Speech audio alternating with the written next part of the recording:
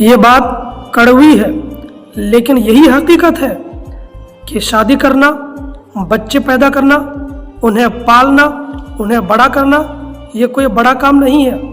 ये तो गैर मुस्लिम भी कर लेते हैं और ये एक जानवर और परिंदे भी कर लेते हैं। बल्कि मुसलमान माँ बाप का हकीकी जिम्मेदारी है कि वो अपने औलादों की, अपने बच्चों को दीन की तरबियत देना, दीन का माहौल फराहम करना, अपने बच्चों के ईमान और अक़ीदे की हिफाजत करना है, ताकि अपने बाद ईमान वाली नस्लें छोड़ के जाएं।